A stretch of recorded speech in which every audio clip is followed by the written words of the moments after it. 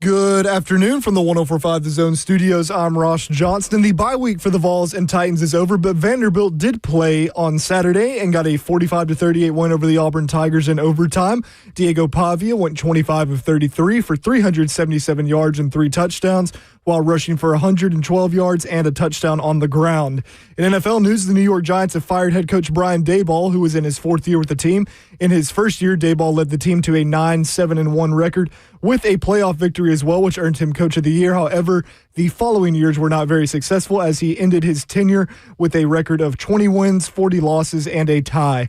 Bengals quarterback Joe Burrow is returning to practice today after suffering a grade 3 turf toe in Week 2. This opens his 21-day return window, and Jay Glazer reports that Burrow said he is expected to go by Thanksgiving. The Titans face Houston on Sunday, and the Texans have 3 players in concussion protocol: C.J. Stroud, Titus Howard, and Jalen Petrie. And lastly, the Tennessee Vols basketball team picked up a win on Saturday over Northern Kentucky, 95-56. Star freshman Nate Ament put up 23 points, 8 boards, and 5 assists. And Maryland transfer Jacoby Gillespie had 20 points as well, with J.P. Estrella putting up 17 off of the bench. For all your foundation repair and waterproofing needs, visit USSTN.com. Breaking news at once in your home for the Titans and Vols. This is 104.5 The Zone.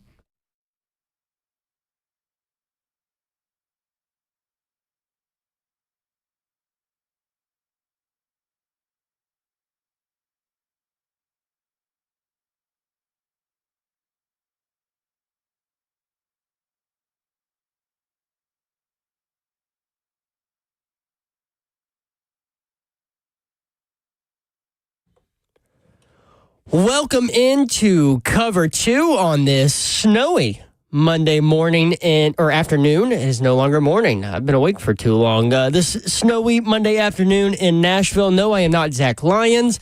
I am Joseph Bonanno, but back in our presence is the one and only Titans legend, Blaine Bishop. Blaine, welcome back. Yeah, the hitman back in the house. Man, anything that I missed besides bringing snow into the universe there? I'm sure Ross missed me so much. We're just glad you made it back in one piece. yeah, man. But anything happened with the Titans? I know both of them, they were on the bye, Titans and the Vols, so nothing as far as on the field. But any news that I missed out on, I definitely checked out. So try to take a mental break. As a player, you probably know best how to spend a bye week and how to really check away from the game of football and, reset that mental clock you got in there.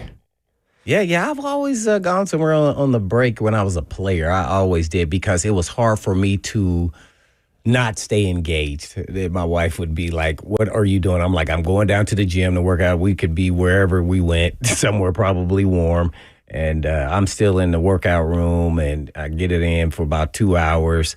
And then relax, and then, I'm still thinking football at the same time. Probably only about 2 or 3 days am I really checking out. It's just really hard. But not just being around it kind of, is refreshing too at the same time. So you got to reload, reboot, especially with a team like this when you're not winning. I've been on a team like that. We won 2 games there my second year, when they said they were going to, if we didn't make it to the Super Bowl, that they would dismantle the team. Mr. Adams said that to the team in training camp as a rookie. And I said, "Oh, does that mean I'm going to get cut?" I didn't know what it meant. I was like, oh, my gosh, I just got on the team. So this is evaluation time, and so they're experimenting, I'm sure, with not only the young players that haven't played yet, see if they get some more time, but getting some guys on practice squad, evaluating some guys. Especially, you really get to evaluate who's still going to fight the good fight when the team isn't winning, and that'll tell you a lot about who they are and what they represent as people, as players. So I think that's kind of how I made my own way there, because I termed it to keep me motivated. I wanted to say I was pissed off for greatness. So I got an opportunity and ran with it. And you just never know. You may find something in this whole situation where you got a guy, whether it's a depth piece, starter, what have you. So it'll be interesting to see how much that kind of changes as time evolves and see how much guys get better even going into next year who are playing. Well, just to get you caught up from stuff last week after your mental break, the Titans the Titans made one move at the deadline. They traded edge rusher Draymond Jones to the Ravens in exchange for a fifth round pick that's a conditional that could become a fourth. Now, the conditions on this are interesting. So he's got to get 2 more sacks in the regular season. It seems like that should happen, right? Right. He had 4.5 in the 3 games leading up before he got traded per year over his career. I'd have to look that up. We don't know that, Ross. I'll look it up, but he did not have a sack on Sunday. He did have 2 quarterback hits on McCarthy, so still getting pressure. 7 pressures, I believe. Yeah, good signs. They're pressure, but we don't know what he's gotten over his career. I don't know. I think he averaged like 4.5 a year. So he was having an exceptional year for himself. And so hopefully he'll continue. The other condition to that is the Ravens have to make the playoffs. Now, obviously, they gotta have one or the other, or both? They got to have both. Oh. So they were down, but with Lamar Jackson back, they're kind of on a roll. They're now 4-5. They won. Beat the Vikings on Sunday, so good news for the Titans there. The other news that happened is Mike Borgonzi obviously met with the media last Wednesday. Seemed like got a lot of positive reaction to things he said. I'm not sure how much of that you actually caught. Yeah, I went back and listened to it. Because the draft picks have all done well that he drafted this past season. Yeah, and I think he got some goodwill on how he spoke, and I felt like he was a truth teller. All of it is believable at some point if you want to believe it. I thought he did an excellent job, and I think it was needed. And actually, he's the only person who needs to be speaking from this point forward. I 100% agree. It was the best press conference I think we've heard from the Titans in years. Yeah, so he seems like he knows what he's doing, and he's got proof in the pudding in his first year as the GM with his draft pick. So now we just kind of watch his move and trust in him to make all the moves and let him do the talking most of the time.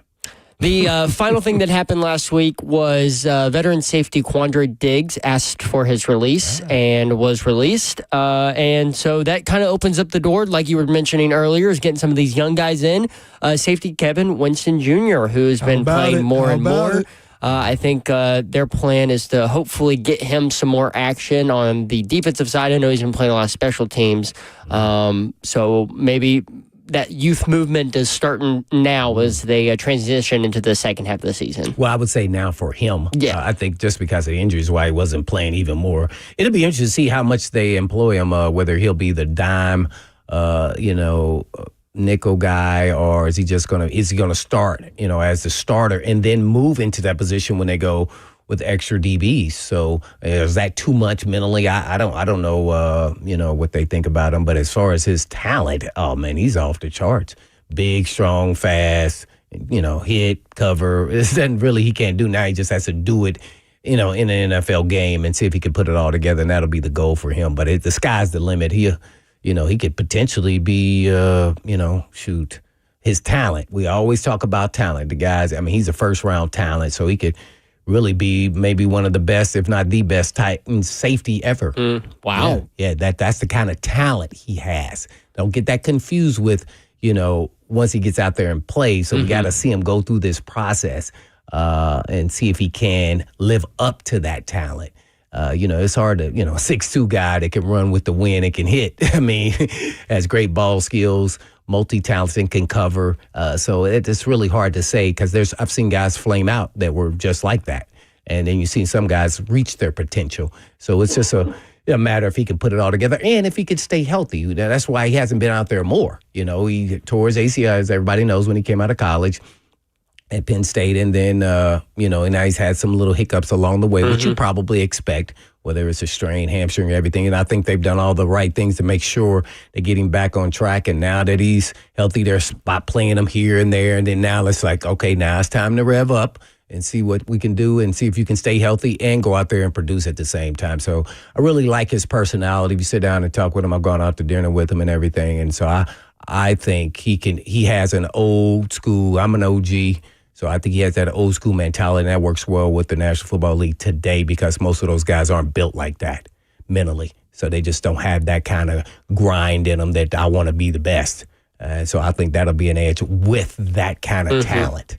So potentially he could be really, really good. And going back to what we said about Mike Bergonzi, if he does live up to the talent that he has as a third-round pick. Well, he's a first-round talent. He only went third round because of the ACL. Yeah, because of the ACL. But I'm just saying the value that they got. that Bergonzi got in that draft. If he can hit on stuff like that, that is stuff that Titans haven't seen since 2019. Is finding that kind of value in the draft. Obviously, you missed on a lot of first-round picks between 2019 JR and now. tried to do it, and he just kind of picked the wrong guys.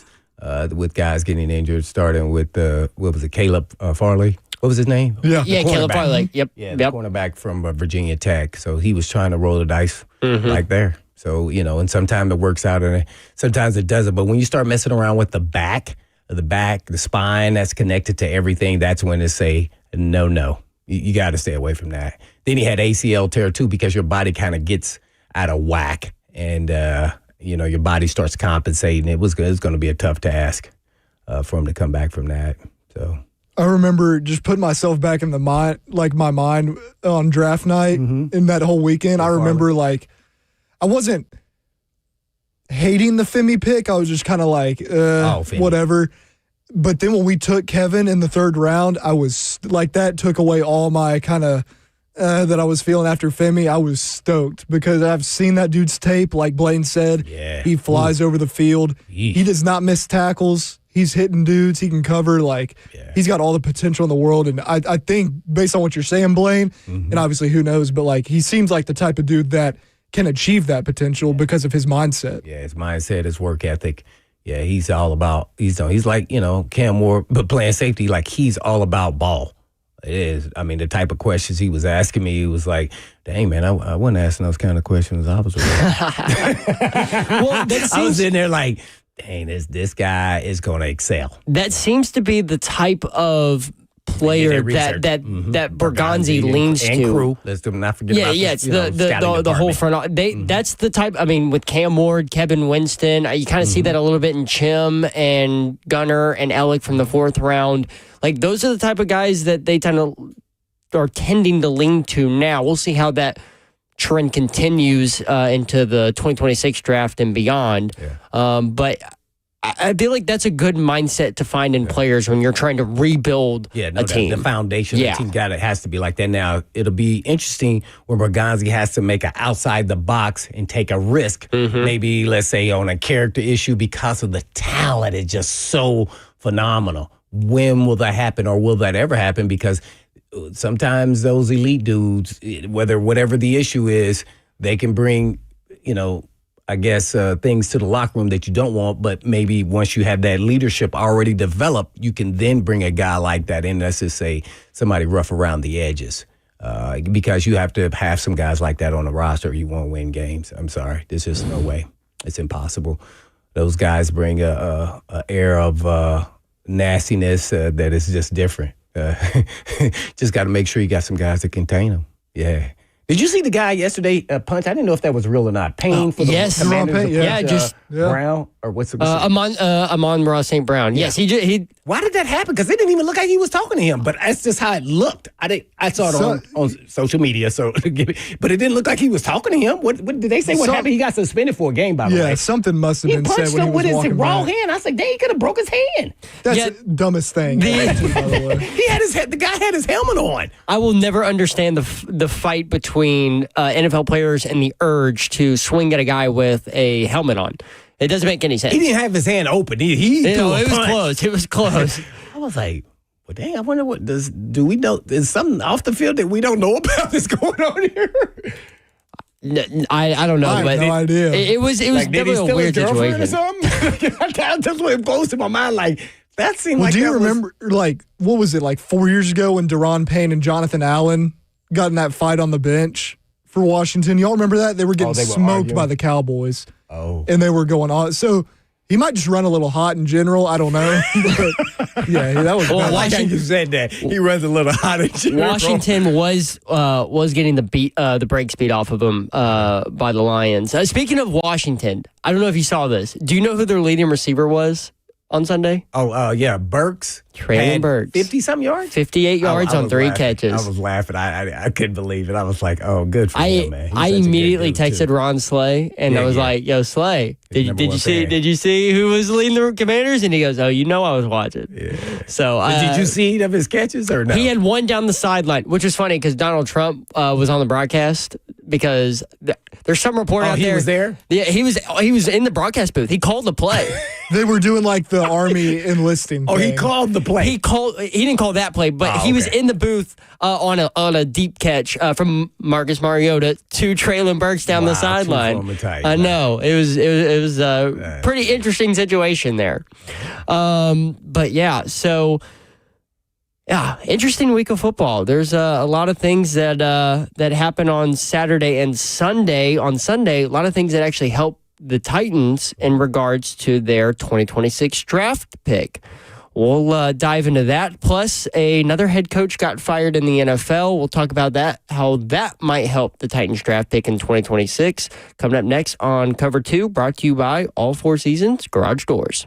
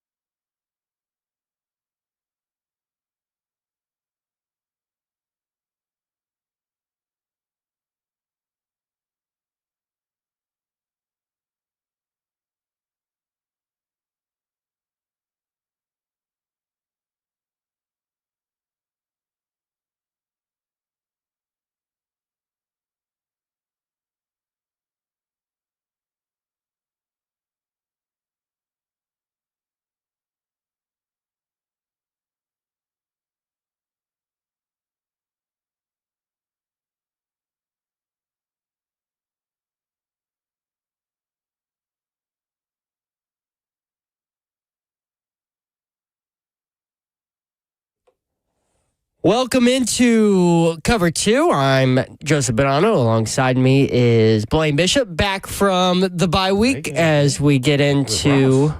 Oh, yeah, Ross back behind the glass. You know, Ross was spinning some great tunes on Friday. Kevin Dyson and I really enjoyed. Y'all got to... spinning the music. I know. Y'all got... You and Zach got a really good treat back there. We got the same kind of vibe on the music. He's pretty good at Blaine told me he likes that bass, so I try to get some bass in there. Bass. That's what gets me going.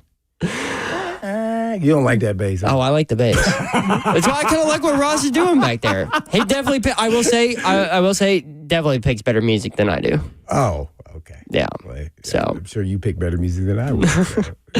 all right. So a head coach got fired today in the NFL, Blaine. Brian Daboll is out as head coach of the New York Giants after a 2-8 start to the season. He was 20-40-1 overall. Ooh. He was the 2022 NFL Coach of the Year when the Giants went to the playoffs with Daniel Jones. The Giants are making their offensive coordinator, Mike Kafka, the interim head coach for the remainder of the season. And their general manager, Joe Schoen, is keeping his spot as of now. Ooh. Which I found interesting because I figured Joe Schoen was just as much of a reason for the Giants' dismay as was the coaching. So I think that's an interesting situation there. It's always interesting when you fire one of the head coach and not the general manager on how that works out. Because typically when you want to start over, I feel like it's best to have a unison and bring in two guys in those positions. The Titans didn't do it, and I think they got questioned on it. Now, we'll see what happens with the head coaching search here in the offseason when Mike Berganti brings in his guy. But that was the question about keeping Brian Callahan last offseason. Did they come in together, though? I don't know that. At the Giants. No, I don't believe so. Right, so I don't think they would be connected. No, what I'm saying is for their next head coach. Oh. Like, keeping their general manager. Like, why keep the general manager and the head coach when the general manager's been there through a couple dysfunctions now? Well, Schoen and Daboll did come in together, they by did. the way. Okay, so yeah. 22, yep. Oh, okay. So it is a little odd. Well, typically, I would say this. It's not always attached like that. The general manager, if he hires that guy or if he was influenced to hire the guy, that's what we don't know. Maybe he liked another candidate and he got outruled. And they said, we want this guy. Maybe because I think Daboll got recommended by Nick Saban, if I can recall, on how he got this job. And maybe that's not who the GM wanted. So you just never know how that plays and who has more influence when it comes to the hire, let alone who has the talking ear of the owner. So that's always a little bit different. Every team is a little bit different, I would say. So you just never know. Or what their objective is as far as where they want to go. Do they feel like that the GM and the head coach need to be tied together? See, maybe the ownership didn't, and then now they do. I mean, you just never know. Or the opposite. So it's not always the same with all the GMs, but you would like it to be that way. But the GM, to me, should get a second shot. And not the GM. Yeah. Well, he did draft Jackson Dart in the first round and Cam Skadaboo and two rookies that have, I guess, given the Giants a little bit of a spark on offense. Malik Neighbors last year. And Malik Neighbors last year was a solid pick over Marvin. Was he over Marvin Harrison Jr.? Or is Marvin? I'll check. But what I was going to say real quick is these two, Joe Schoen and Daboll, were very attached to each other. Came in at the same time. Daboll was the OC in Buffalo from 18 to 21. Schoen was the assistant GM in Buffalo from 17 to 21. So they've been together for a while. 7 years now or so. Ooh. So you would think it was the GM wanted to hire him. So we'll see how that turns out for the Giants. Okay, so look at the other way. Why is McDaniel still the coach of the Dolphins and they got rid of the GM? Now the GM was there and he worked his way up. He's been there. He been there a while. Right. So they fired him. Yeah. So and kept McDaniel. Now, granted, you got to have a coach to make it the season. Doesn't mean he's still going to be there. So why didn't they do it there with the Dolphins using your concept? I see a world where they're going to fire the head coach at the end of the season. What, with the Dolphins? With the Dolphins. But I don't know. If they keep pulling off improbable wins, like beating the Bills, he can save himself, right? Potentially. And then the new Potentially GM could. goes and they hire and say, hey, this is my hire. So then if he fails the next year, then he gets to hire his guy. Yeah. So, and that's kind of what the situation turned out here in Tennessee with Mike Bergonzi and Brian Callahan. So, Brian Dable out, and some other things that happened this weekend that helped the Titans in the 2026 draft is both the Jets and the Saints earned their second wins, leaving the Titans as the only one-win team in the NFL. Now, I know it's a little early to be looking at Tankathon. Are you familiar with Tankathon? Well, I mean, you tank it this season, but yeah, I don't know what that So really Tankathon means. is a website What does that mean? It keeps, it's a website? It's a website that keeps track of draft order throughout the season based on results. So right now, according to Tankathon, the Titans are the sole possession of the number one overall pick, thanks to the Jets beating the Browns 27-20 and the Saints beating the Panthers 17-7. We got to have a website to see who's the number one. It's just it keeps it all concise so that people like me can go and look and see where the Titans are going to be drafting. You following it too wrong? Hey, see, I'll worry about the draft when the season's over. Not right now. We're following the season. Well, the team is so bad, it's hard not to bring it up. No, I get it. I know. It is definitely becoming a bigger conversation for the Titans. Being you were cum laude, and you can't keep up who has number one. I don't have time for that.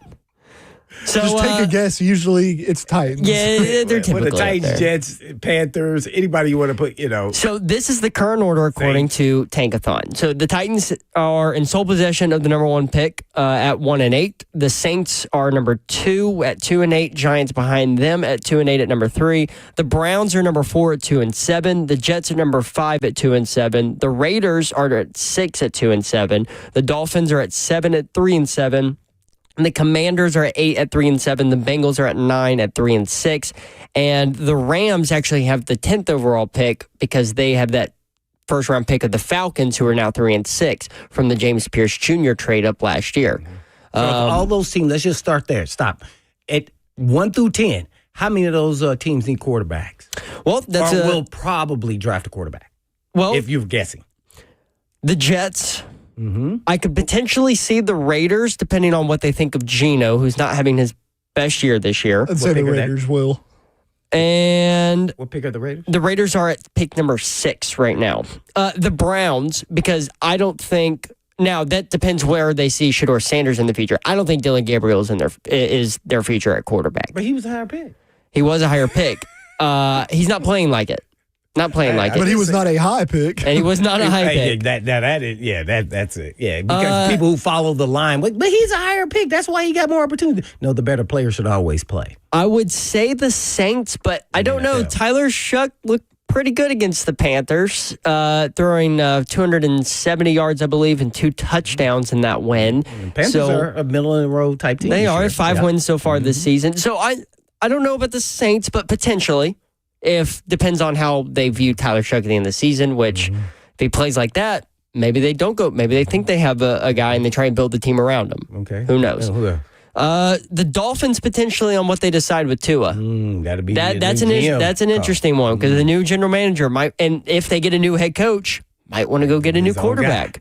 And that's it, really. Maybe the Rams go after a guy to replace Stafford, like try and fill that replacement guy after Stafford, but I don't really see them trading up to get a quarterback in a class that's really only highlighted by 2 guys. This is why I brought that up. How many teams are going to be trying to get the number 1 pick with, let's say, Simpson, Mendoza, 2 guys? You say, hey, I'll take the other one. I don't need to trade with you to get that pick. So this is it seems as though this early already, talking about the draft already, that this may not have been the year to have the number 1 pick as far as trade bait, where last year we all knew who was the number 1 quarterback. It was clear as day Cam Moore was the one, so you would have got more value. This year, there are more options coming out. So then will people say, no, I'll just stick at 3 and get my guy because I know you're not going to take a quarterback, Titans, if you stay there or if you don't trade. We're not trading with you.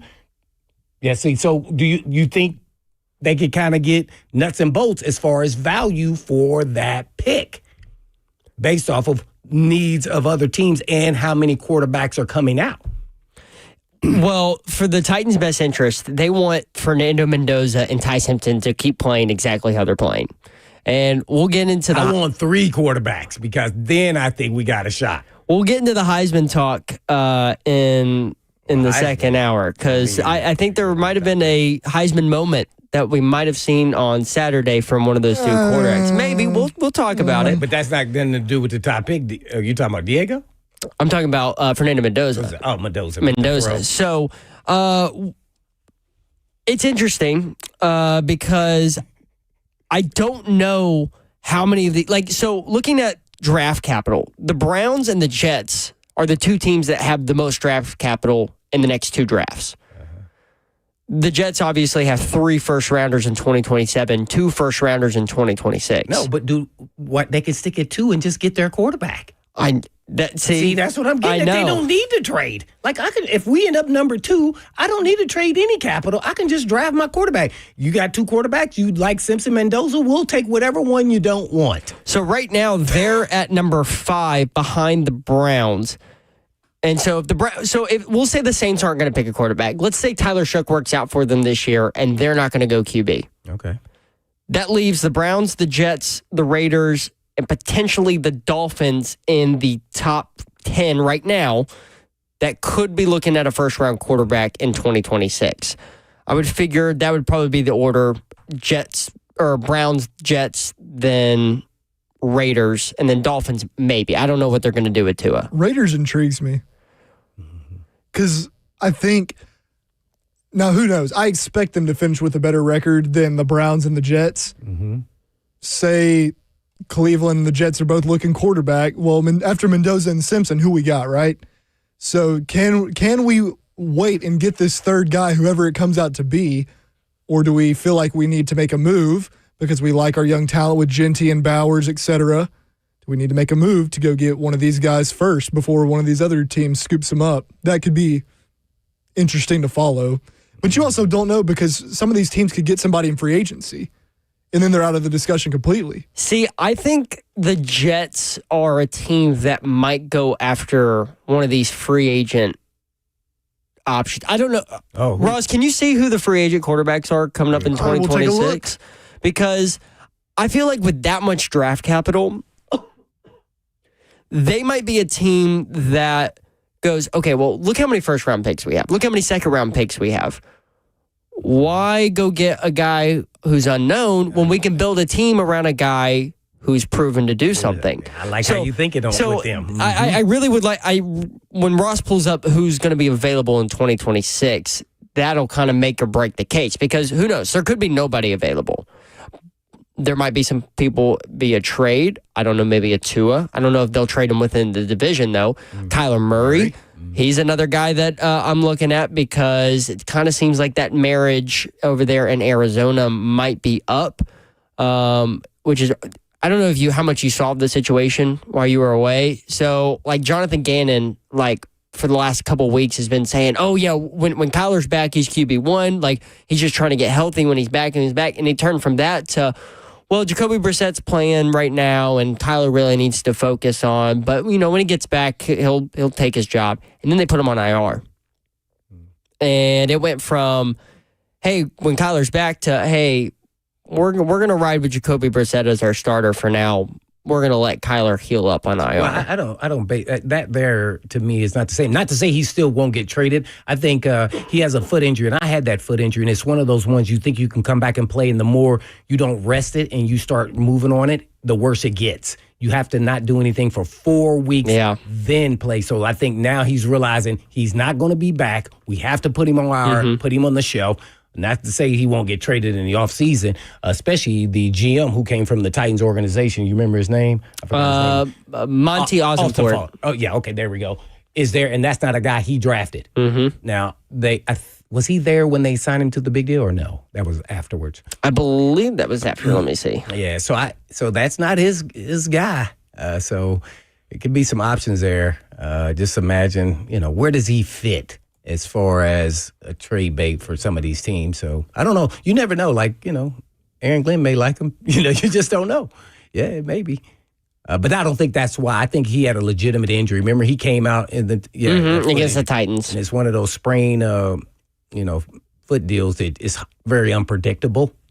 and you think you can run, I'm going to say that because I had a sprained Liz Frank, and I ran one day and felt like nothing was wrong. Woke up the next day, I could not run at all. And there was no swelling, nothing. It's all in the joint. So that's why it's like, when coaches start talking, yeah, he'll be back because he thinks he's going to be back, and then all of a sudden he's not. Hey, we got to slow play this. I don't know if he's going to be back, let alone if they're going to try to trade him or not. But I thought it was weird that he had that in his contract, that he by playing video games. Was that weird? Like, what? It's fishy time for him to get hurt right now, don't you think? Because the new Call of Duty's coming out. Oh, yes, is it? Just saying. I did not know that. Well, they have plenty of time Let's to see. play. So these, as of now, free agent quarterbacks, the list ain't great right now. Daniel Jones is at the top. I think we all Colts are assume going to Colts are gonna definitely re-sign re-sign him. Number 2 is Aaron Rodgers, who I think will either return for one more year to the Steelers or retire probably. Mm-hmm. Russell Wilson's number 3. No. Mariota 4. Ooh. Tyrod Taylor, Zach Wilson, Joe Flacco, Kenny Pickett, Jimmy G. So all kind of guys that are kind of, I view them similarly right now. Yeah.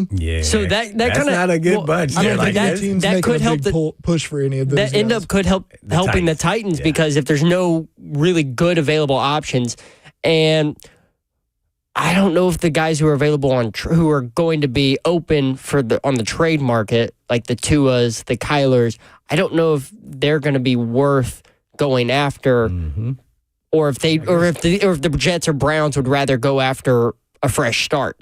Now with the Browns, who knows? They've tried the fresh start. They've tried the What trade. if Shador starts like the last 5 games and lights it up?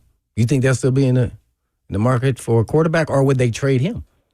No, I think they'd keep him because that cheap of a contract. If you can get a starter out of that cheap of a contract, you go build the rest of your team around that. I mean, that's exactly what the 49ers did.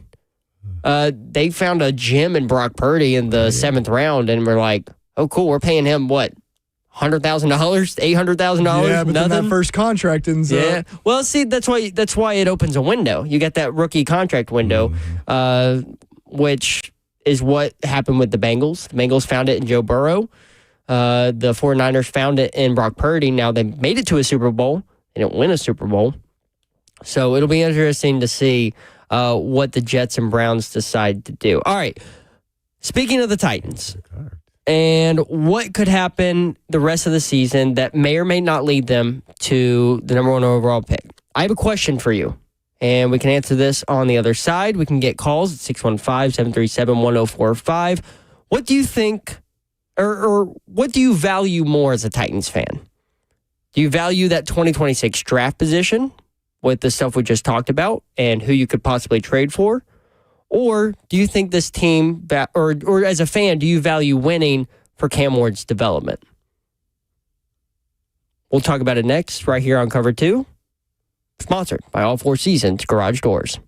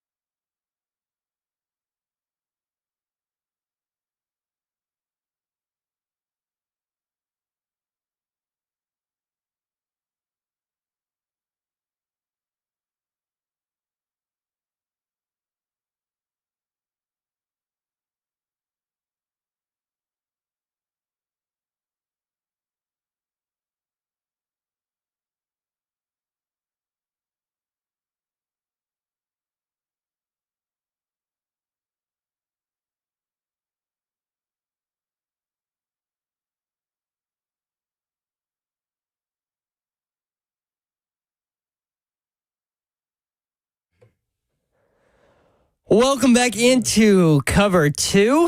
I'm Joseph Bonanno. Ross is back there spinning the hits. Like I said earlier, Ross is good at this, man. Gonna wanna.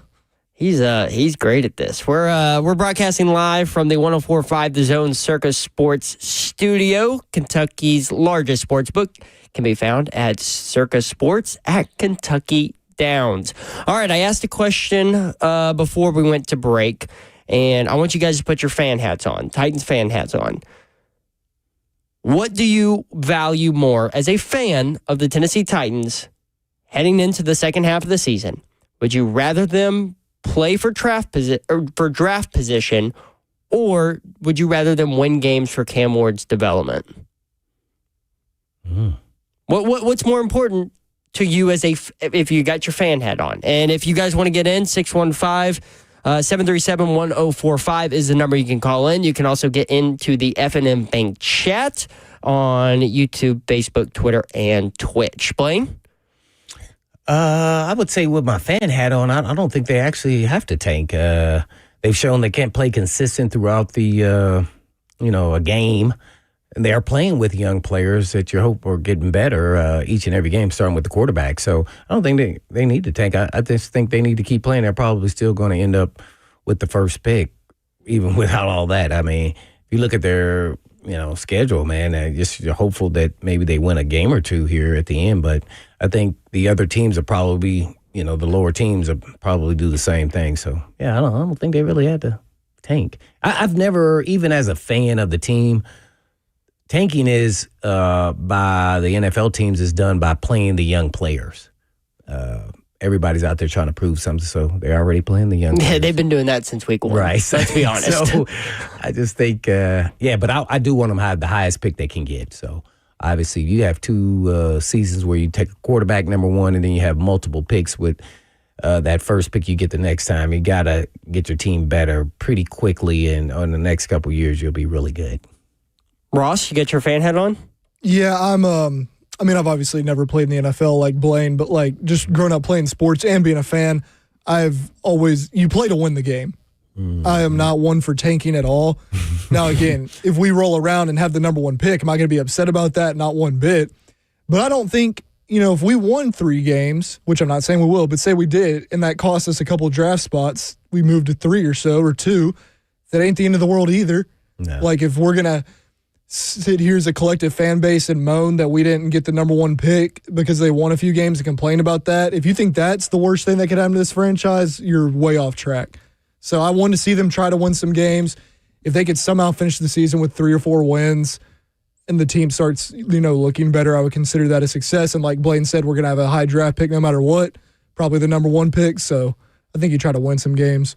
I think Richard Snyder put it in the chat, the F&M Big Chat, the best. He says, you pull for the rest of the sorry teams in the NFL to win. That way you can actually pull for the Titans to win, and you get the best of both worlds. I like that. So we want the Jets and the Saints and all them to just keep winning, and the Browns to keep winning, because that'll help the Titans since they're already a game ahead. Let's go to the phones. 615-737-1045. Chat. One more thing I wanted to say. So just you made me think about this.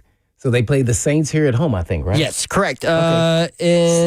So another form of tanking 7 weeks is, you can call it tanking, but it really won't be. If you know it's 4 seconds left in the game, or, maybe it's the end of the game, and you need 2 scores, you don't kick a field goal. Not 4 seconds left. I guess you need 2 scores.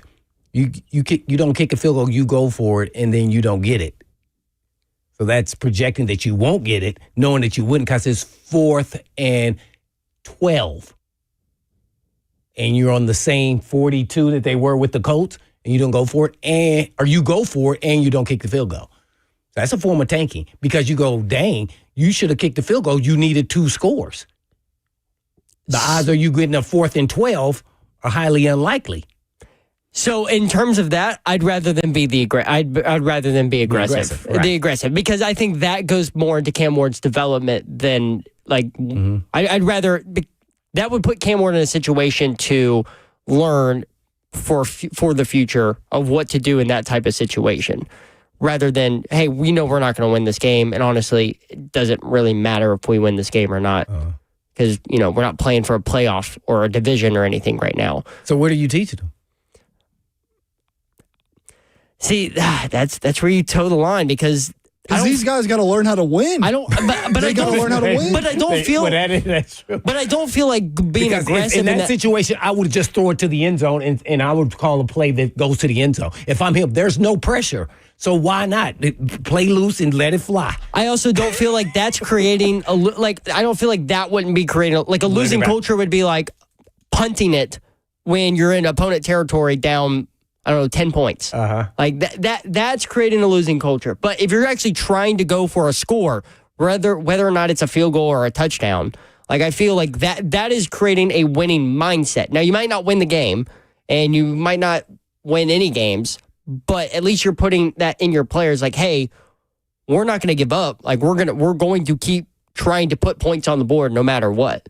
Like see, it's a very fine line when it comes to those situations. And as an interim head coach, Mike McCoy's got to learn what is pushing your players in the right direction to have the best mindset going forward for the future. Which I know he says he regrets not doing that. Was it the Patriots game where he did that? No, it was the Colts. The Colts game. It was a Colts game. I know he already said he regretted not doing that. So, all right, let's go to the phones. Chad in Hendersonville, you're up next. What's up, Chad? This is going to, obviously, the potential of the first pick is, we're starting this now, so it's going to be a long 6 to 8 months for talk radio, but, everybody is wrong when they talk about, you don't, like, this conversation was talked about in the end of the 97 season when the Colts were potentially going to have the first pick. And if they don't do whatever it takes to get that first pick and they don't get Peyton Manning, you don't have a franchise. They probably never were going to win.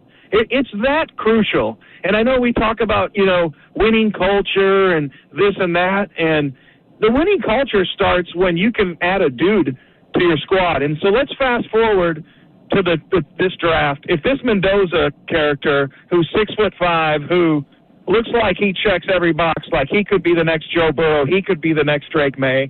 If the Patriots don't have Drake May, they're maybe 10 years away from winning football, and now they're talking Super Bowl. Well, that's what the one quarterback piece does to you. So when this whole process comes around, they're going to have an honest evaluation about having an open mind. You can't just roll automatically with Cam Ward and say, hey, we're going to pass on this Mendoza. And Mendoza comes out, and it looks like he is going to be the number one pick and could potentially be the next big-time top 3 superstar quarterback. He's looking that good right now. You got to have an honest evaluation and, doing the right thing. Hey, we can't give up on Cam. Hey, we can't have a losing culture. That's all a bunch of crap. What the real thing is, getting the franchise quarterback piece that is a top 3. That's how you win in the NFL, with Patrick Mahomes, with maybe now Drake May, with what we did with Tom Brady. You get a chance to get one of those guys, you got to go all in. You got to be creative.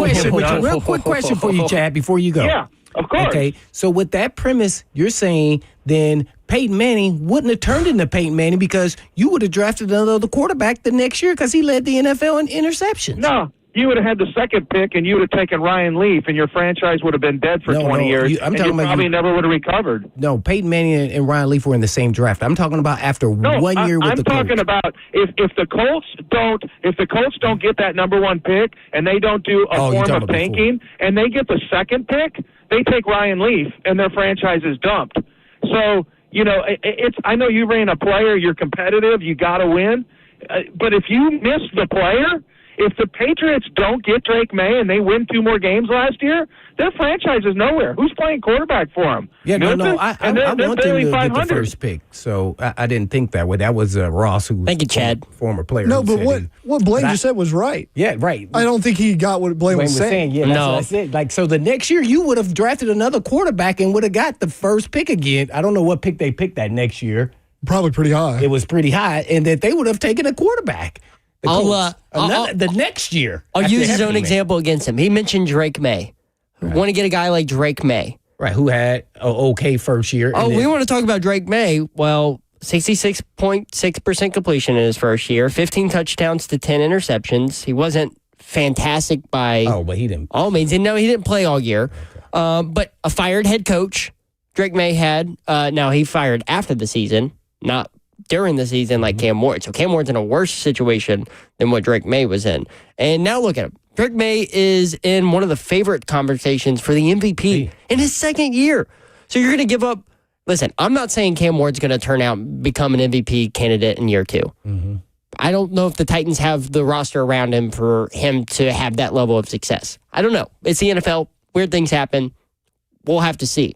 But I'm just saying, if this franchise, if this front office truly believes in what they drafted, and remember, this front office. It's not like we're getting a brand new front office here. This is if they truly believe, there's no reason why they're going to go after another quarterback. Will they consider it? Potentially, because you have to if you're in that conversation, right? It might be like, it might be like a half a second thought.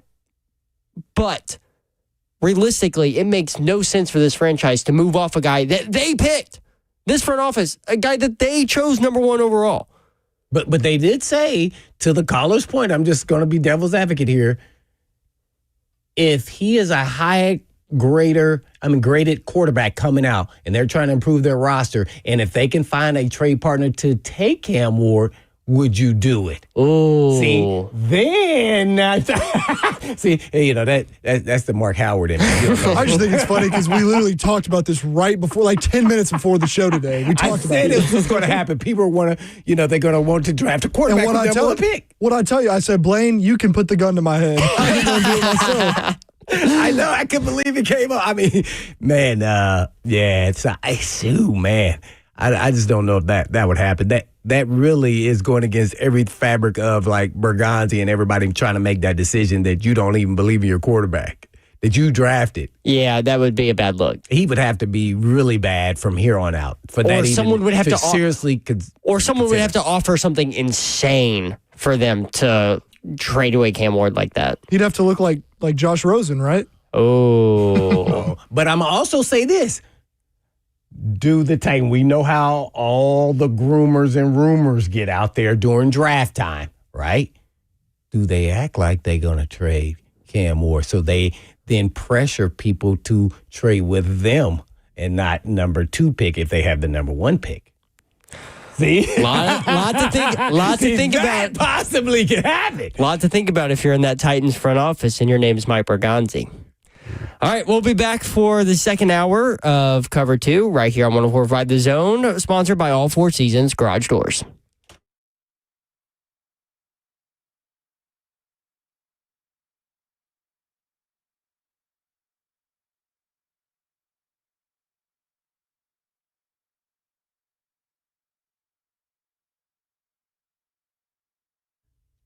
The legendary coach Lou Holtz once said, before people spend money, they ask 3 questions.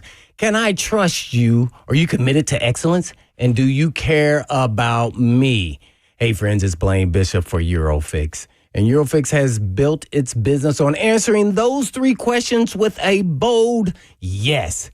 So back in 1999, owner Aaron Stokes was by himself with a 1-car garage in downtown Franklin. A few months later, Aaron moved to a shop in a barn behind his house so he could stay close to his family while building his dream of offering the best service on European vehicles at below dealer pricing. So fast forward to the day. The barn's long gone, and Eurofix is thriving with 5 locations all over the state of Tennessee in Nashville, Franklin, Bellmead, Murfreesboro, and Mount Juliet, with more to come.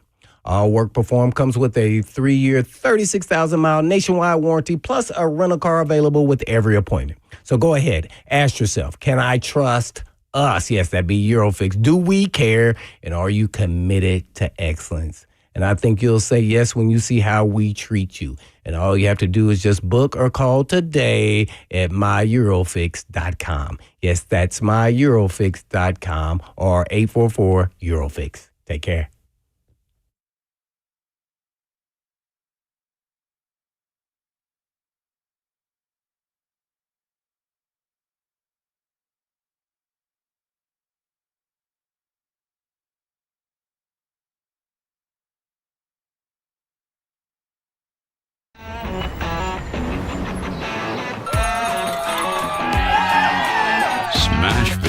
Kentucky. Around here, it can sound like a language of its own. But hey, if you can pronounce Demumbrian, then names like Yossi, Shea, and Marchessault will roll right off the tongue. Nashville Predators, only in Smashville. One of the largest sports books east of the Mississippi, Circa Sports Kentucky, is now open. Catch all your favorite games on an 80-foot screen with stadium-style seating and live VSiN broadcast daily. Circa Sports, now open at the Mint Gaming Hall, Kentucky Downs.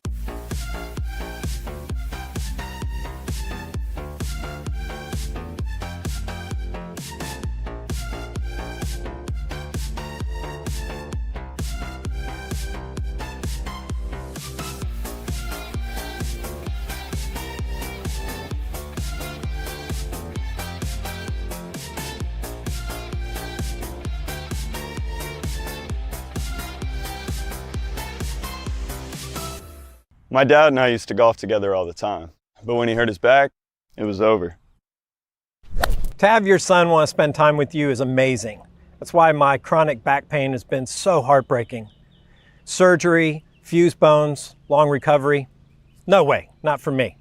A friend recommended stem cells, so I gave Kellum Stem Cell Institute a call. I'm glad you're out on the course. Yeah, it's really good. Call the Kellum Stem Cell Institute today. Swing still looks just okay though.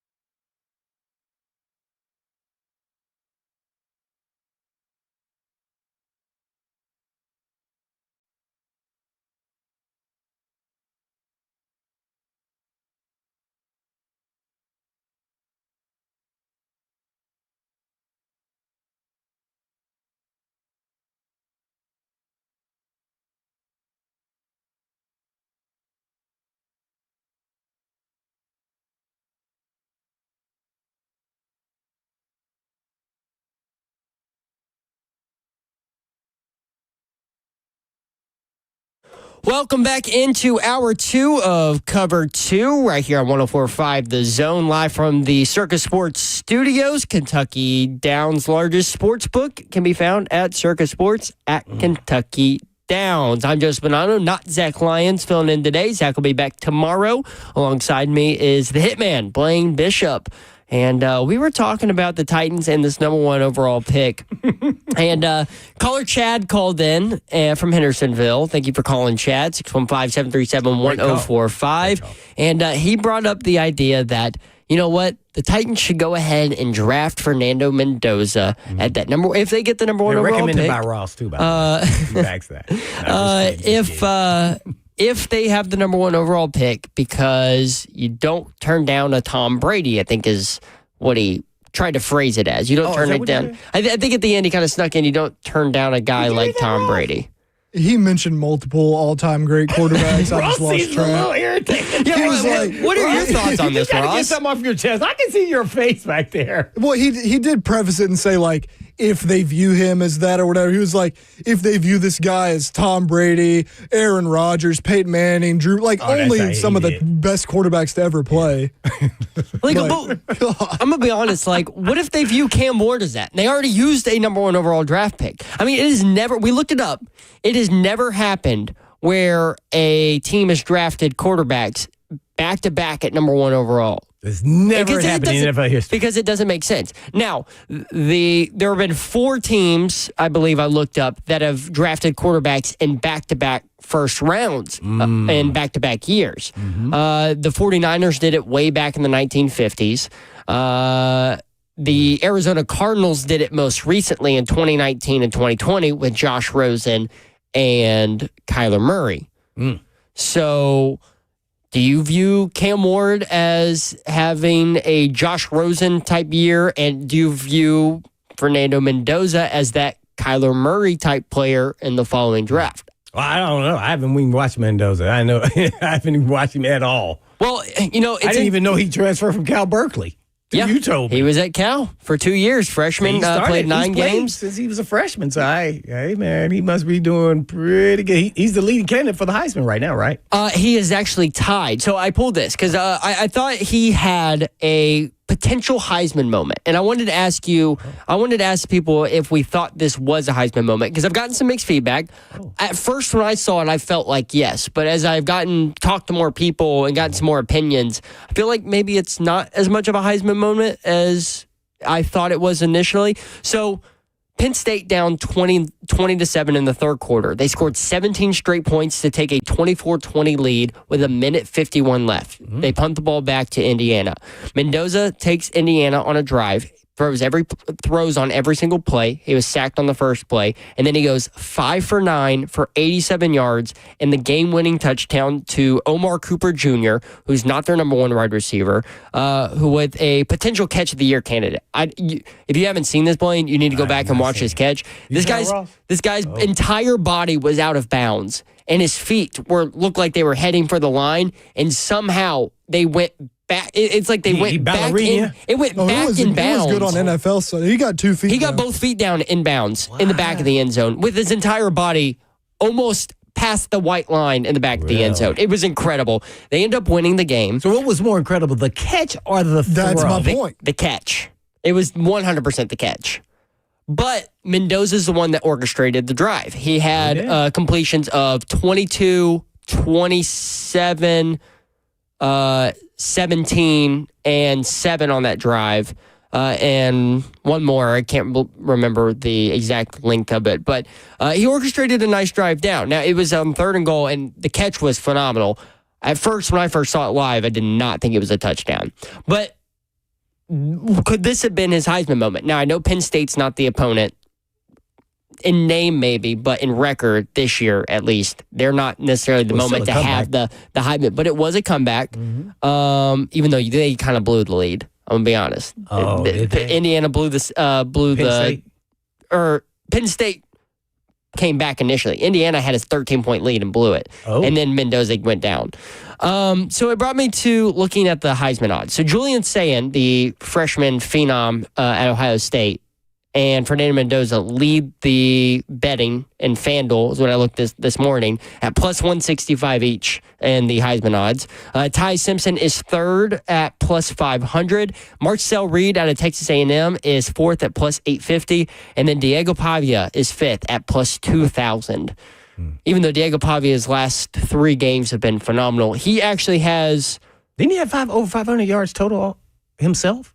Yesterday, yes, he did. And we're going to talk about this a little next is against Auburn in that overtime win. Ooh. He had 377 passing yards, 112 rush yards. Wow. Yeah. I don't know if I've ever and 4 total touchdowns from Pavia against people Auburn. have over 500 yards in a game in college football total, as one person. I would think like maybe Cam Newton. Maybe Joe Tebow. Burrow had a 500-yard passing game when he was in 2019. Taylor Heineke threw for like 700-something yards at Old Dominion one time. What? Yeah. Oh, my. So I will go back to the Mendoza. Now, this was the first time Indiana has beaten Penn State at Penn State, which I thought was a pretty big moment, which maybe helped exaggerate. Well, we're talking about Indiana football wasn't very good until this year and last year. Yeah, so it's interesting. But if Fernando Mendoza can continue to do these types of things and lead Indiana and continue to showcase himself off, it might help the Titans with that number 1 overall, whether or not they want to trade back. Because I don't think they're going to draft a quarterback. I'll put myself... You better talk to Chad in Hendersonville, though. I'll go ahead and put on a limb that I do not think the Titans will draft a quarterback with the first overall pick. Don't they have to sell that they may? Or no? No, you're right. Yes. Yes. Or if they're not going to sell that they're going to... It's not believable, but, you got to sell it. If they're not going to sell that they're going to, they need to sell that someone is going to trade up to them. Someone that also needs a quarterback, and then that creates some competition among the other teams. So maybe they need to be putting out some stuff that's saying, hey, man, Titans and Browns been talking a lot lately. I saw Mark Berganti and Andrew Berry hanging out at the Combine. You sound like this is not your first rodeo. Oh, maybe. Spreading rumors. Let's go to the phones. 615-737-1045. Harley and Madison. What you got for us, Harley? Hey, I was wanting to chime in on that Cam Ward in the first-round pick. That other guy from Hendersonville, he was talking about all these other great quarterbacks. If you have a quarterback like that, go after him with your number 1 pick.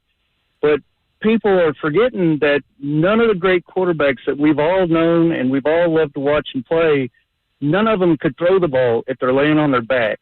Right. So if you're going to keep Cam Ward, why don't the Titans just take that number 1 pick and get like a handful of like 3rd and 4th round picks and then get a lot of complementary players that they're obviously lacking in right now because they seem to be wanting to just tear the team down to build it back up anyway. Yeah. All right. Thanks, Harley. Well, the good news of having that number 1 overall pick is that if there are teams that are willing to trade up, you can kind of create a competition. But the problem with that is whether or not you don't know what those teams value these players as going through. So I'm sure if you wanted to trade for a bunch of 3rd and 4th round picks, someone would definitely do that for a number 1 overall pick. But the Titans, I feel like that wouldn't be the smartest. You want to try and get future capital. They just want to move down, in the first round and get a top 5 pick, and then get multiple picks in the first and second round over the next 2 or 3 years. Yeah, this year too as well. So the good news with the thing with the Jets is why everybody's looking at the Jets as their initial reaction is because the Jets have 3 first-round picks in 2027. That's what they got from all their trade deadline moves last week with Quentin Williams going to the Cowboys and Sauce Gardner going to the Colts. They got another first this year from the Sauce deal. Yeah, so they have 2 firsts this year. So you want to try and get the best value. And with the Titans, I know there were a lot of Titans fans complaining about the Jarvis Brown Jr. trade a few weeks ago, and the fact that they may not have gotten the best value out of that. So I don't know why you would trade the first overall pick for something less than it's actually worth. Well, I'm not a guru on the value, but you're only as good as what someone would trade for you. So every year is a different year depending on the players that are available. So I don't know what the value. What you said? What you laughed? So this is my question I was going to bring up to you last hour. What? I think I know what you're going to say because I would say the same thing, but it's just a question. Just float it out there. Okay.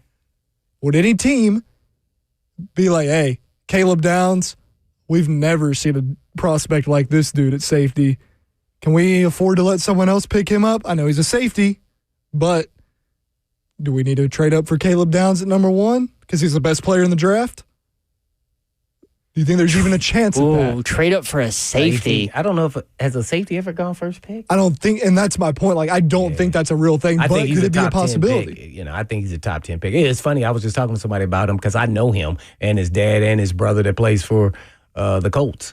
They're both, from Georgia. One went to North Gwinnett. The other one went to Mills Creek, which is the one that's coming out now. And the dad played for the Cowboys, so he was a safety back in the 80s. He's got the pedigree. I just think he's going to be a top 10. People don't value the position, but they value how good he is at the position. He'll be the number 1 safety taken off the board. So whenever that is, I'm just projecting he'll be, top 10. He's just that good. I saw him live in Bama last year. He actually was when Kool-Aid, what they call Kool-Aid, the cornerback there that went to the Saints in the second round, kept dropping the ball as punt return, and they put Caleb Downs back there, and he ran the first one back for a touchdown in the game I was there. Punt return. He shouldn't have caught it. It was inside the 10. But it was kicked so far, he knew he had time to recover, and he just whoop, whoop, whoop, and boom. When I was like, oh, my gosh, he's gone. And it was and granted, the talent he was playing against wasn't that, but it was the fact of the matter. Cornerback to safety, Kool-Aid to him was different right off the bat.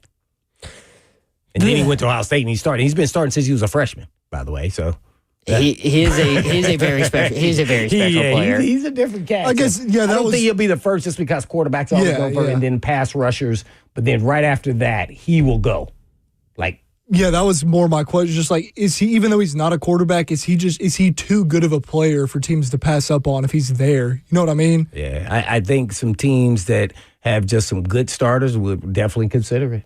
Yeah, I just don't think he'll go that high just because pass rushers and quarterback will be the dominant, depending on, he's coming out this year. So I just think that he'll miss the boat on that, being the first pick. He'll be top 8. I'm going to give him that. I don't know, what's the highest spot of safety's gone? Eric Turner went second in 1991. Oh, Eric Turner ran for the Browns. And then most recently, 2 guys went at 5. Sean Taylor in 2004. Ooh. Eric Berry in 2010. Both won at number 5. Special players. Yeah. Special players. Yeah, I love both of those guys. Sean Taylor probably would have been the best safety ever in NFL history over Ronnie Lott and Reed. Eric Berry, and he was on the cusp of being, greatness for sure. He still may have a shot at getting the Hall of Fame. I think he's right under those guys.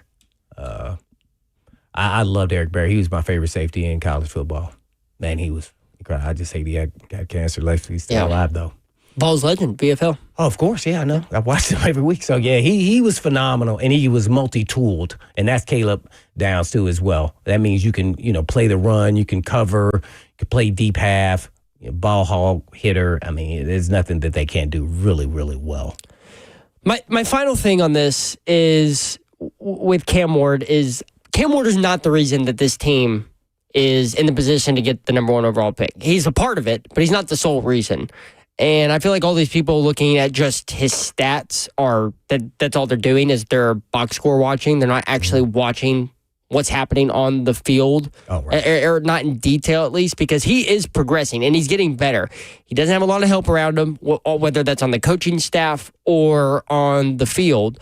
And this is just a bad team. They're just fundamentally one of the worst teams in the NFL right now. And I don't think that's a reason why you give up on a rookie in his first year. That's why I don't think that they'll draft a quarterback first. What does that say about the organization as far as the GM, as far as saying, we're going to take another? I mean, how do you go explain that to the owner? Yeah. We're going to take a quarterback with number 1 again. What? Yeah. They'd be like, man, I know you just kidding. But definitely not forget, Brian Dawkins, man. Oh, man, he was incredible. Yeah, he was, oh, good Lord. He was great. Man, Joseph. At safety. Joseph taking these segments, long. Okay, Ross. 3HL time. Okay, Ross. Yeah. Wow.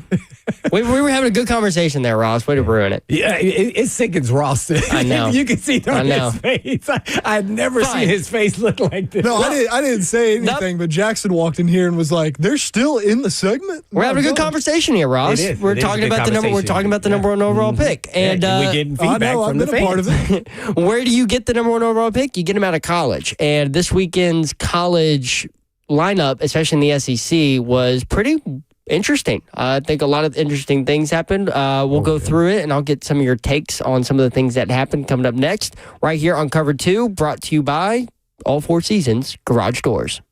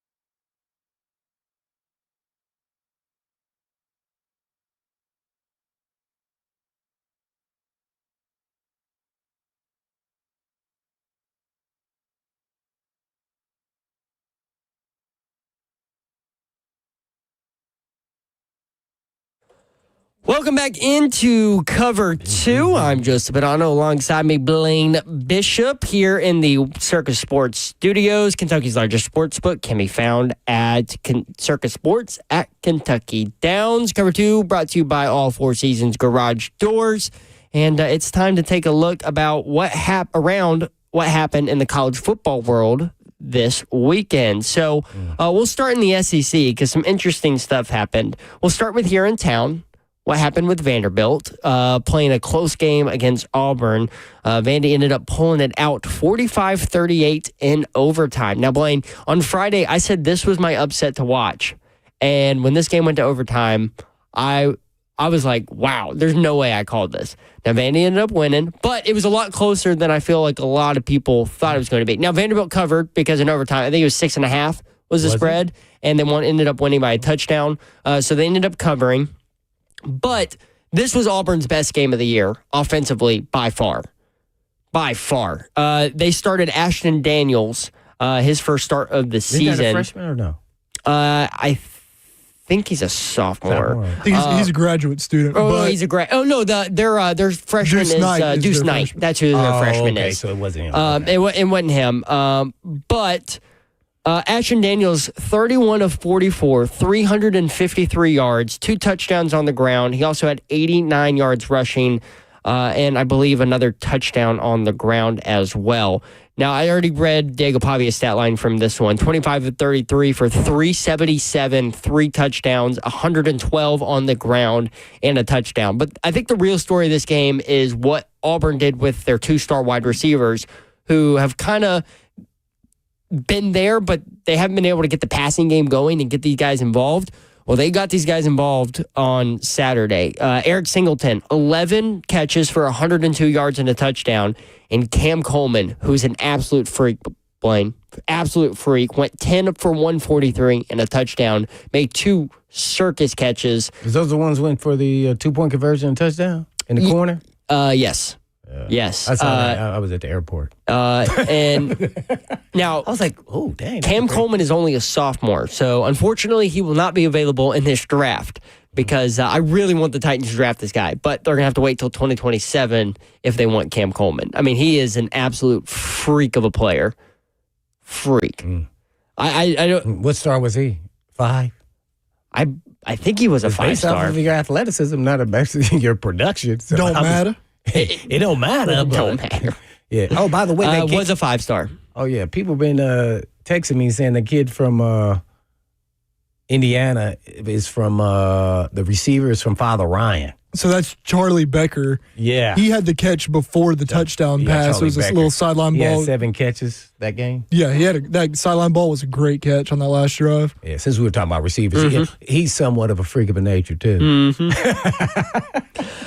For Vanderbilt, their pass catchers, Eli Stowers, 12 for 122, continuing to just be a dominant tight end in the SEC. Probably going to go first round this year, or at least be the first tight end taken off the board in the 2026 draft. And Trey Richardson went 3 for 124 and a touchdown. Now, he had a blown... This really helped decide the game, or really kept Vanderbilt in the game, because I felt like Auburn had a chance to take momentum away.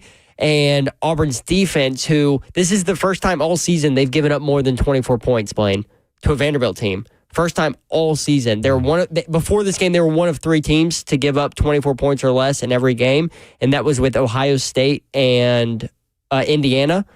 And so now Auburn not a part of that club because Vanderbilt put up 45 on them. I was shocked because their defense has been well, man. They've been playing well for They Auburn have. Anyway. But Trey Richardson got open on a blown coverage for a wide open. I mean, there was no one within 30 yards of this guy streaking down the sideline. Ended up getting a touchdown to give Vanderbilt the lead at one point in that game. But hey, that's what DJ Durkin, defensive coordinator, steps in as interim. You know, like you would take the opportunity. That takes you away from your defense more than you would expect it to. You got to manage the game and your defense. And so, so their defense wasn't as sharp. But the thing I expected to happen was their offense to get a little bit of a bump. because DJ Durkin made an emphasis to give one guy the play calling duties. Now, under Hugh Freeze, there was some confusion whether there was this guy for first downs and this guy for second downs and this guy for third downs, and we don't know who was doing fourth downs. And then the quarterback, well, he was not playing well, but he's still going to stick with the quarterback. And then, we'll see who's going to be. No. DJ Durkin, as interim head coach, got in there and said, you're the play caller, you're the quarterback, let's go. And their offense put up the most points they have in like 2 years. So Auburn falls just short, but Vanderbilt puts up a fight and almost drops one, escapes the upset. They have a bye week this week, but they didn't. They won. They won. It's almost like you're not trying to give them credit. I'm giving them credit. This was fighting with yourself. This was the worst their defense has played all season. It don't matter. They won. And they did win. So I want to ask you, how open do you think their playoff door is open? These are the last two games. Kentucky at home and at University of Tennessee. They have 2 losses on the season. He just wants you to gas up Tennessee, but do whatever.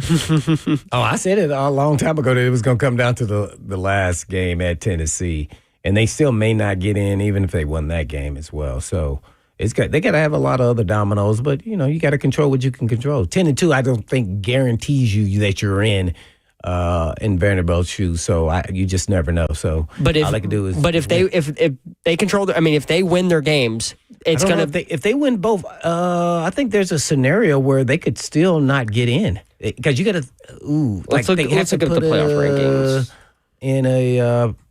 Well, think about this real quick, Blaine. The group of 5. A group of 5 team still has to get in. That's what I'm saying. They could still get pushed out, but then that would put like 6 teams in from the SEC. So in that first playoff ranking, Vanderbilt was ranked 16th. Now ahead of them was Louisville, who lost. Virginia, who's going to get the ACC spot if they continue to play. Over Georgia Tech? Yes, because Georgia Tech lost. Okay. Georgia Tech lost to a pretty bad team. Georgia Tech was actually 17th in this ranking. So the winner of the ACC is going to get an automatic bid. Remember that. This is going to be my thing about that so Georgia Tech's 8-1 now. Just lost. They lost last week, right? Yes, they had a bye this past week. They're 8-1. Virginia. They're 8-1. Virginia's 8-2. If Georgia Tech, if one of those teams, whoever wins that ACC championship, obviously gets in, I don't think another one does. I agree. I don't think we see 2 ACC teams this year. I think we only see one, which opens up another spot for likely an SEC school. Louisville losing really. Yeah, 100%. Just any of those bubble teams, Louisville losing really helps that out because they were kind of the third ACC team that were right there on the cusp. Georgia Tech, Virginia, and Louisville. Now, Louisville losing this week really helps solidify that, I think only one ACC team is going to get in, to Ross's point. So Oklahoma and Texas are still above Vanderbilt in the ranking, too. And Texas has the win over Vanderbilt. So Vandy might need a Texas loss here. Now, they do play Texas A&M the last game of the season, which could be interesting. Now, it is in Austin, so they get them at home. There. And that brings me to what Texas A&M has done. So I was looking at their schedule, their SEC schedule, and they're 6-0 in the SEC. They've beat Auburn, Mississippi State, Florida, at Arkansas, at LSU, and at Missouri. They've played all 4 teams who have fired their head coach in the SEC. That's a combined record of 6-24 in conference play that they've beaten for 4 of their SEC wins. Their 5th SEC win against Missouri came against a team starting a 3rd-string freshman quarterback because they're the 2 quarterbacks who were in competition to start the season. One got hurt. That gave Bo Pribula the starting spot. He was playing well, and then he gets hurt and is out for the season against Vanderbilt. So that's their fault? No, I'm not saying that's A&M. A&M's playing the schedule, and they're winning. Right. I'm giving them credit there. And I think their offense is one of the best. But coming up next week, they play a 1-6 in the SEC, 3-6 overall, South Carolina team. So their competition is not necessarily the best. And I know I'm going against all the SEC. I'm just trying to start a discussion here. But this is kind of going against the SEC as top dog by saying that they're playing the weakest teams in the SEC. I just want to know how much we believe in this A&M hype going into the playoffs, because I think they're a lock for the playoffs no matter what. going into the playoffs, how much should we believe into how good they actually are based on that conference resume? Do you think Notre Dame's a playoff team? Borderline? Talking last week with Zach, I didn't think so. What did I say, though? They're going to make it, so I don't see why people are arguing about it or getting upset about it. Ross did say that. Did A&M beat them?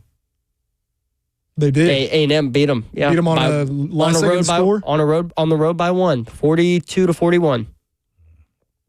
I'm not saying Texas A&M's bad. I think Texas A&M's good. I actually think they're underrated because of this schedule that they've played. I feel like if I were doing the rankings, I think I would put Texas A&M. I think they've had a harder schedule than Ohio State. I don't know if they have the talent that Ohio State has, but I could see an argument of them over Ohio State in the rankings, potentially. But you just said the total opposite. You thought their schedule was weak, but you said they could be ranked higher? I don't think Ohio State's schedule is pretty hard. But I don't know. This same argument could go with Ohio State. But I just found it interesting that Texas A&M's SEC conference schedule looks as weak as it does on paper. Oh. How is the Ole Miss? I thought Ole Miss had a gimme schedule too. No, I just remember when they were talking about it. Ole Miss doesn't play. I mean, they played Oklahoma and Georgia. Right, they haven't played Bama or who? It was two teams they haven't played. I thought, or not playing this year. I don't think they're playing Bama this year. No. See, and I thought it was another team, but the team may not be very good this year, but they play Florida and Mississippi State in the season. Well, I mean, they beat LSU and they beat Oklahoma. They lost to Georgia barely in Athens, so had a pretty good run. Yeah, they just didn't play Alabama. Is it? It's hard to say. To me, when you play the SEC schedule, doesn't matter. I think any team can beat anybody on any given day. So based off the records and who got fired and didn't, at the time the coach was there, so mostly in those games. So, yeah, man, I think you got to give them credit. I just think that, their team isn't flashy. I think that the player is. A&M? Marcel Reed. Oh, yeah, and their coaches he isn't is. flashy. They kind of just go about their business and they just keep winning. And, I mean, they beat Missouri by like 2 or 3 scores. Bama barely beat Missouri. I watched that game from the beginning to the end. So, different Missouri team. And that's why I asked if Marcel Reed is in the conversation for Heisman. I think he's in the top 5. Mm-hmm. He's 4th in terms of the odds. He's playing well. So all you can do is play the schedule that you're given. And they have. And to their credit, they have. And they've won a lot. They put up a lot of points.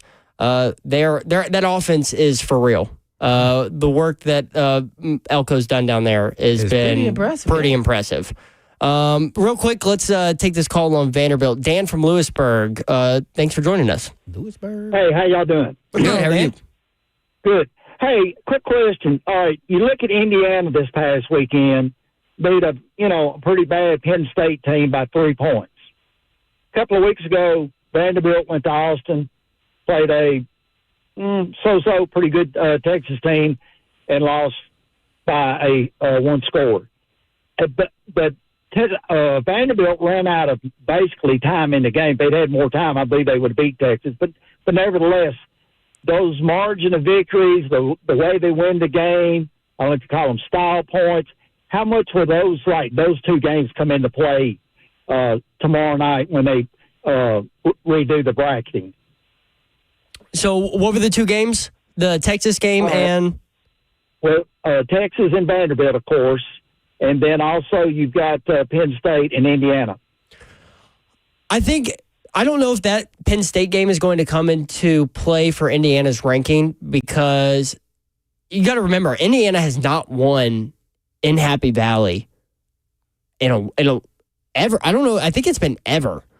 I think that was the first time that Penn State that Indiana has walked into Happy Valley and beat Penn State. Why does that matter if they were favored in the game? I think he's saying because they only won on that last second or last minute touchdown. But here it doesn't. I don't look at barely winning or 3-point win. Hey man, that games are tough to win on the road. I think the caller was trying to ask, will them barely skating by and then Vandy barely losing at Texas affect either of their playoff spots? Position. Mm-hmm. And then Vandy was down by a lot and then came back and closed it. I mean, so I just don't know how you view it. I just think it was a loss, and they played them tight. That, even though it was at the end, they had a shot. If they would have recovered the onside kick, they would have had a shot to tie or to win. Doesn't guarantee that they were going to, right? But they would have had a shot.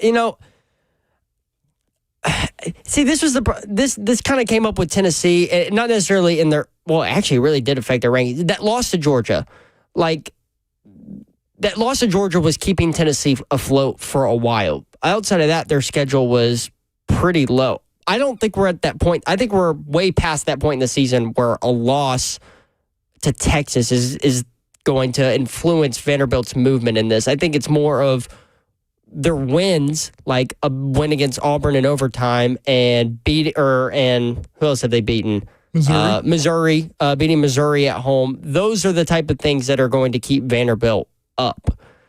And so if they beat Kentucky handily at home, and then they go on the road and beat Tennessee at Neyland, that's going to be enough of a resume for Vanderbilt to get in. Now, will they need some outside help? Probably, based on that first initial ranking. But we don't know what the rankings are going to look like after that. So Tennessee has no shot. No, they're out. They're dead. Dead in the water. He said they're dead. Well, they've got New Mexico State, then Tennessee. That's it. New Mexico State at Florida, and then Vanderbilt at home. Oh. Yeah. So 3 losses ain't going to get you in the playoffs. Got to be 2 or less. Never know if they beat Vandy, and Vandy all of a sudden's in the ranked number 8. Hey, don't skip past the swamp now. It gives Joseph PTSD. Haven't won there in 20 over 2 decades, over 20 years. So, yeah. All right. When we come back, Blaine, I'm going to get your thoughts on what you want to see from the Titans the rest of the season. So we're past the bye week. We got 8 games left. What do you want to see from the Tennessee Titans as they play their final 8 games? That's up next right here on Cover 2, brought to you by All Four Seasons Garage Doors.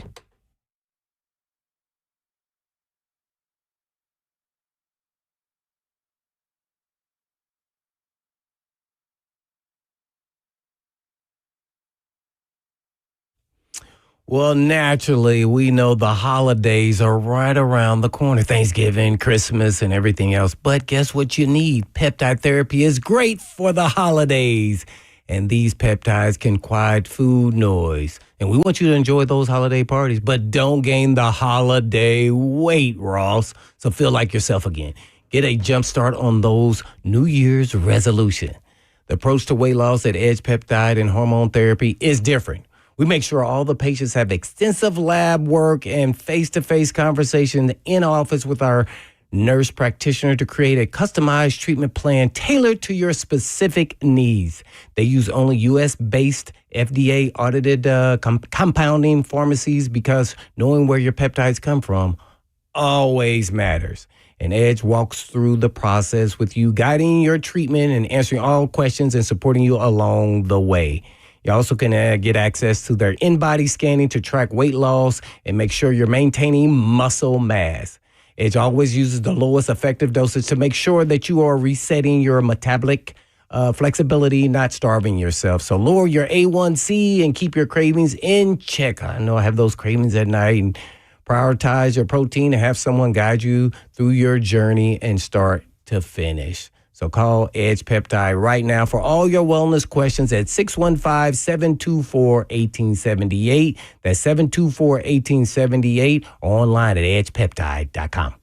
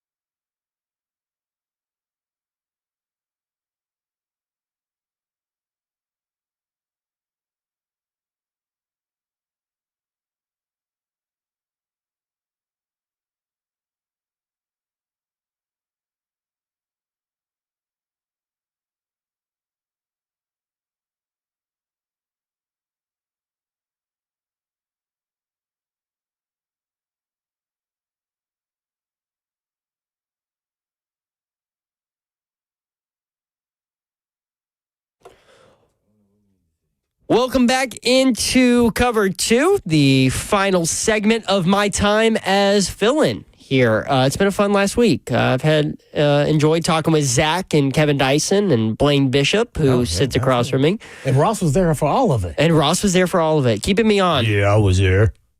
Yeah, I was. Yeah, Ross has helped me through this, so I appreciate Ross. You've done a great job. I thank you. You know what? Thank you. I appreciate that. I'm glad we got cookout for lunch today. Yeah, it was good. Call. Oh, yeah, good call. Yeah, I've been here since 7 o'clock this morning. Oh. So. Oh. Why so early? I got back in from Boston today. Oh, you landed. Yeah. Okay. And I didn't feel like driving all the way back to Murfreesboro just to have to turn around, drive through traffic. Oh, wait, then you got a jump start on work. You got back from no where? wonder you were texting me at 6 o'clock a.m. I was on a plane. You got back from where? Yep, that's where I was. Boston. Okay, so we talked about this a little bit on Friday and what we want to see from the Titans going forward. So they have 8 games left in their schedule. I'll read their schedule real quick. So this week it's the Texans, then they host the Seahawks, and then they host the Jags. Then they have 2 road games at Cleveland, at San Francisco. Then they host the Chiefs, the Saints, and they end the season in Jacksonville. What do you want to see from this team in these final 8 games? What is the one thing you want to see from the Titans? I mean, I can give you the coach talk. Oh, consistency.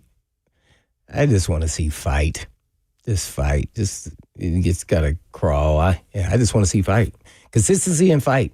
I want to see who wants to continue to play like you're playing for something.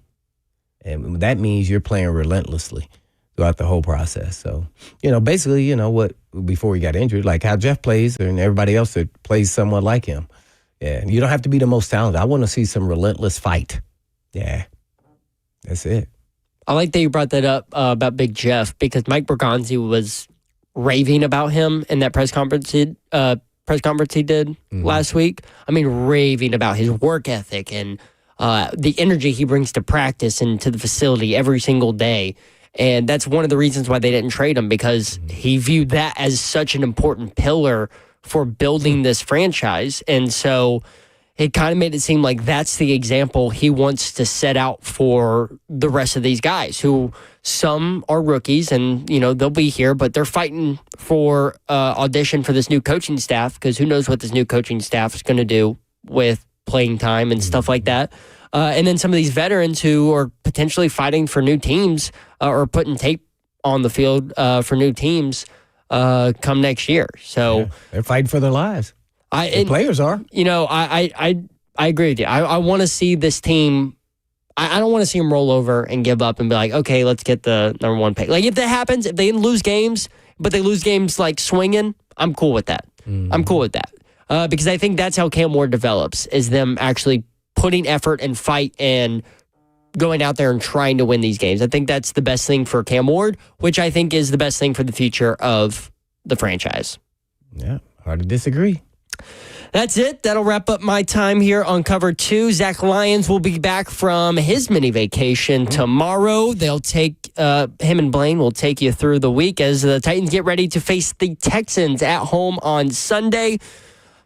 It's been fun. I've enjoyed it. I'm Joe Spinano. That's Blaine Bishop. And this is Cover 2 on 104.5 The Zone, brought to you by All Four Seasons Garage Doors. In the meantime, and in between time, peace.